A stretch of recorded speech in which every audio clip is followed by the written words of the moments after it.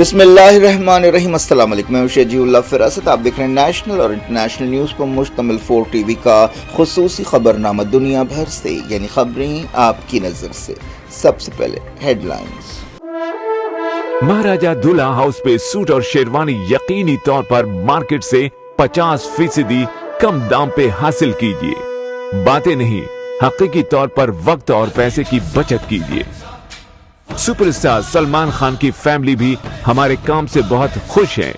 یہ آفر صرف اور صرف مہاراجہ دلہا ہاؤس پر، ایک ہی دام، ہول سیل دام، ایبٹ سرکل، سدھی امبر بازار، گول مسجد، گن فاؤنڈری، ایبٹس، حیدرآباد۔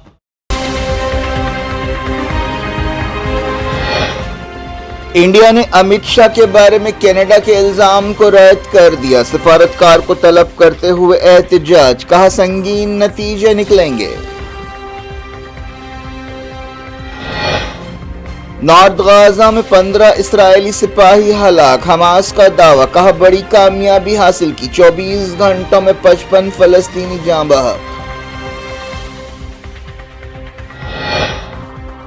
حزب اللہ کے میزائل حملوں میں 19 اسرائیلی سپاہی زخمی، IDF فوجی قائم علاقے سے پیچھے ہٹنے کے لیے مجبور۔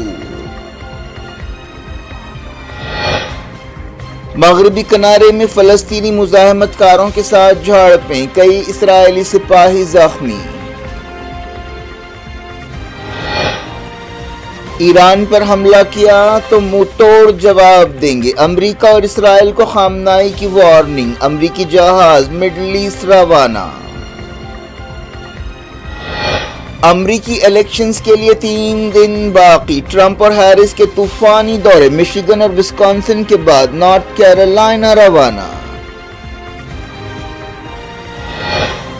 جموں کشمیر میں جھڑپیں، CRPF جوان اور 3 ملیٹنٹس ہلاک، فاروق عبداللہ نے کہا دہشت گردوں کو گرفتار کیا جائے۔ ممبئی ٹیسٹ میں رویندر جڈیجا کا قہر، نیوزی لینڈ دوسری اننگز میں 9 وکٹ پر 171، انڈیا کی پوزیشن مضبوط۔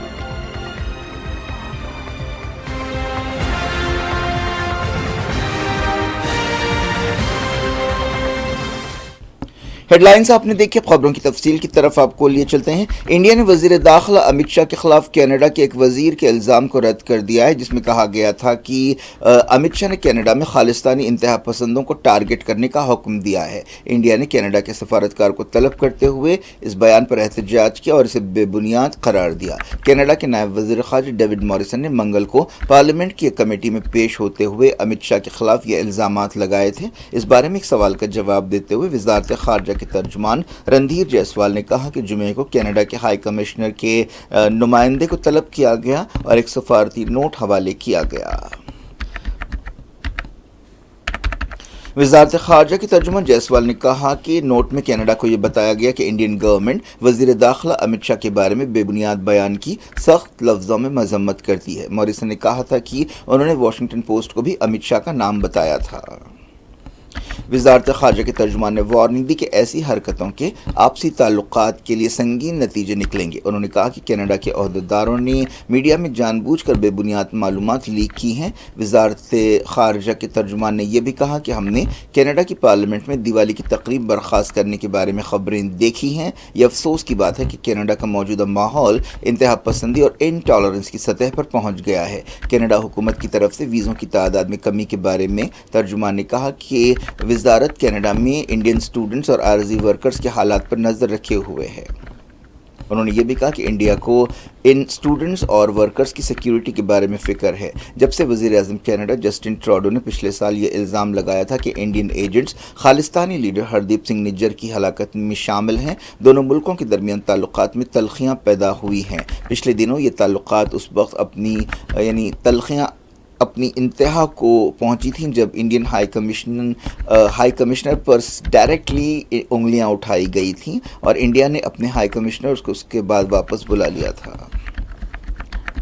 اب مڈل ایسٹ کی بات کرتے ہیں۔ فلسطین کی مزاحمتی تنظیم حماس نے کہا ہے کہ نارتھ غازہ میں ایک حملے کے دوران اس نے اسرائیل کے 15 سپاہیوں کو ہلاک کر دیا ہے۔ اسے ایک بڑی کامیابی قرار دیا گیا ہے۔ بتایا گیا کہ نارتھ غازہ میں یہ حملہ کیا گیا جہاں پر اسرائیل کئی ہفتوں سے جارحیت کر رہا ہے۔ ان ہفتوں کے دوران جارحیت میں نارتھ غازہ میں 100 سے زیادہ فلسطینی ہلاک ہوئے۔ حماس نے حالیہ دنوں میں نارتھ غازہ میں اپنی مزاحمت تیز کی ہے۔ اسرائیلی میڈیا میں حماس کے دعوے کے بارے میں کچھ نہیں کہا گیا۔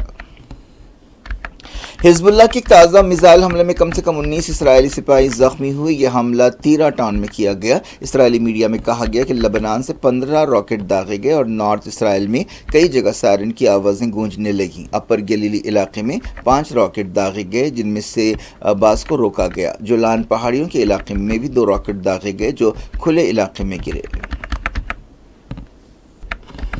حزب اللہ نے اعلان کیا ہے کہ اس نے ہفتے کی صبح تل ابیب کے قریب ایک اسرائیلی انٹیلیجنس اڈے پر حملہ کیا۔ حزب اللہ نے کہا کہ اس حملے میں 8200ویں ملٹری انٹیلیجنس یونٹ کو نشانہ بنایا گیا۔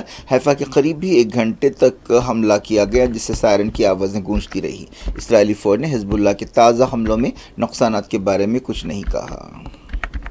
اسرائیلی میڈیا میں کہا گیا کہ لبنان میں ایک آپریشن کے دوران اسرائیلی کمانڈوز نے حزب اللہ کے ایک عہدیدار کا اغوا کر لیا۔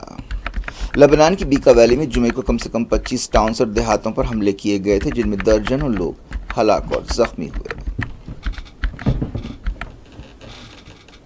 میڈیا کی ایک رپورٹ میں کہا گیا کہ اسرائیل نے لبنان کے کم سے کم 19 ہاسپٹلز کے انتہائی قریب بم گرائے۔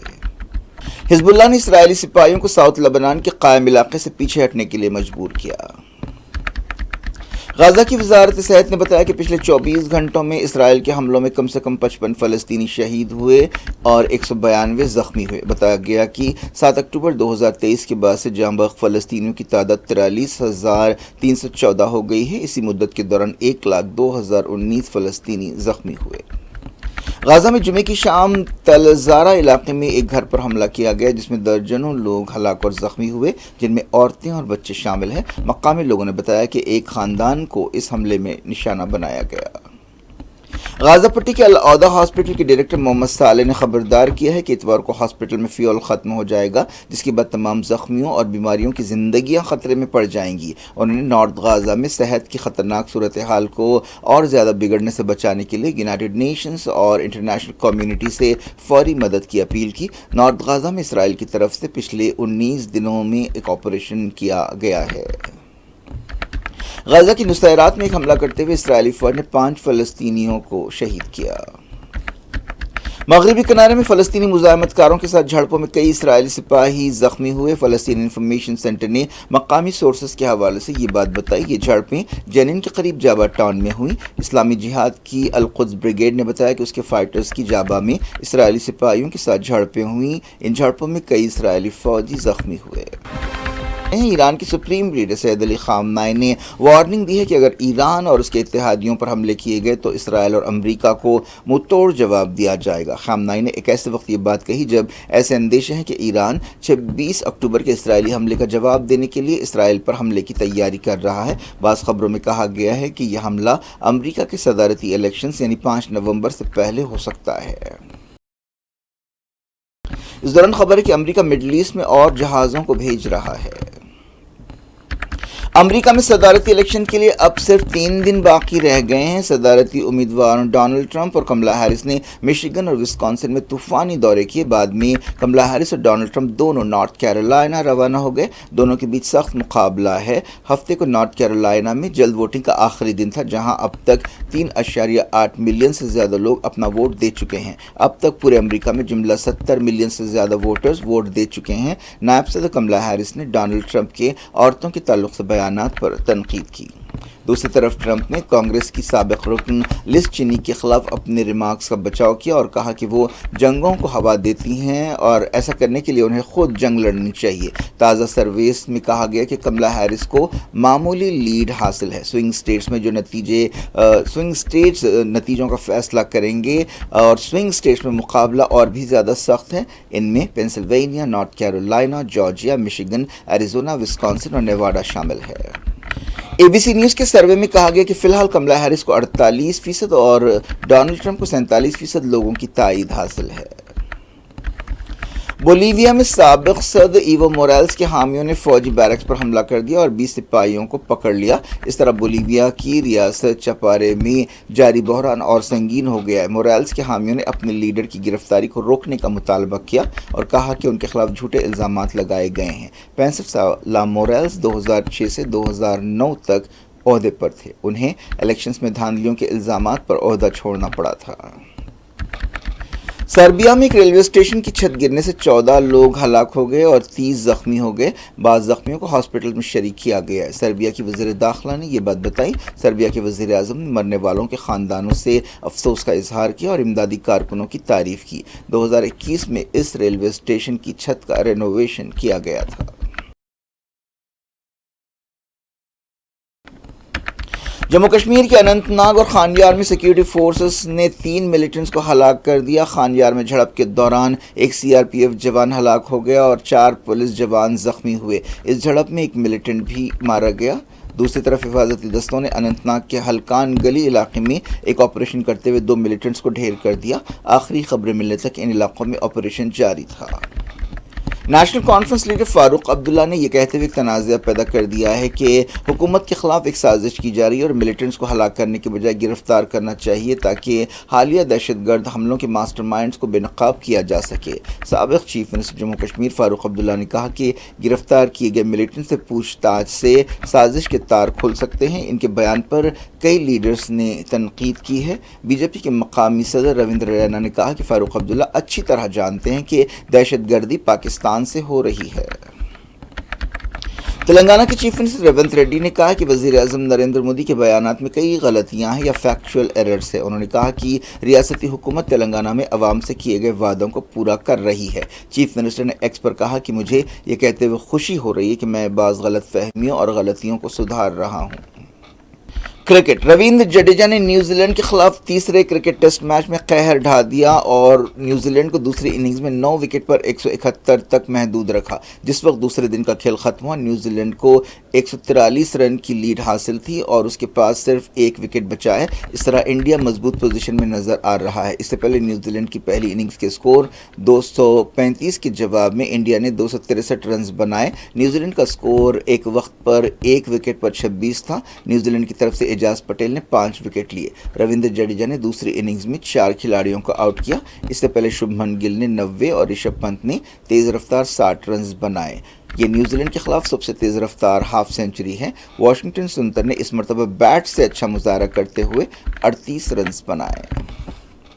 इस सीरीज में न्यूजीलैंड 2-1 से आगे और सीरीज का नतीजा पहले ही कीवी टीम के हक में हो चुका है। क्या कुछ हो रहा है आपकी दुनिया में? आखिर में हेडलाइंस दुनिया भर से एक बार फिर देखते हैं। महाराजा दुल्हा हाउस पे सूट और शेरवानी यकीनी तौर पर मार्केट से 50% कम दाम पे हासिल कीजिए। बातें नहीं, हकीकी तौर पर वक्त और पैसे की बचत कीजिए। सुपरस्टार सलमान खान की फैमिली भी हमारे काम से बहुत खुश है। ये ऑफर सिर्फ और सिर्फ महाराजा दुल्हा हाउस पर। एक ही दाम, होलसेल दाम। एबिट सर्किल, सिद्धि अंबर बाजार, गोल मस्जिद, gun foundry, Abids, Hyderabad.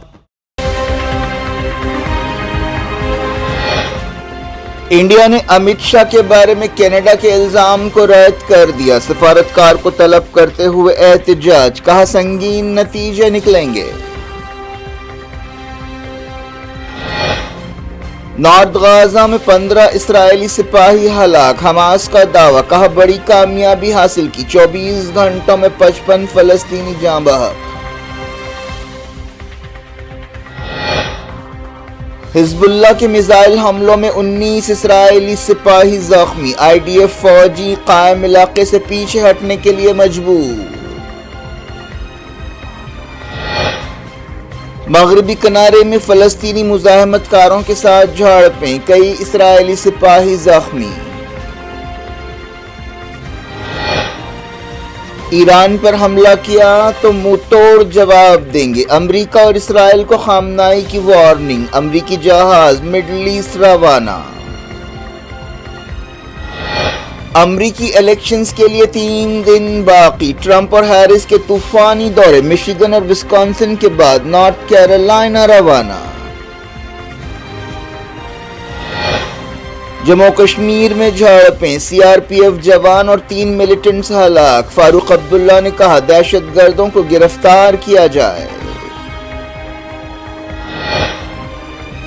Mumbai test میں رویندر جڈیجا کا قہر، نیوزی لینڈ دوسری اننگز میں 9 وکٹ پر 171، انڈیا کی پوزیشن مضبوط۔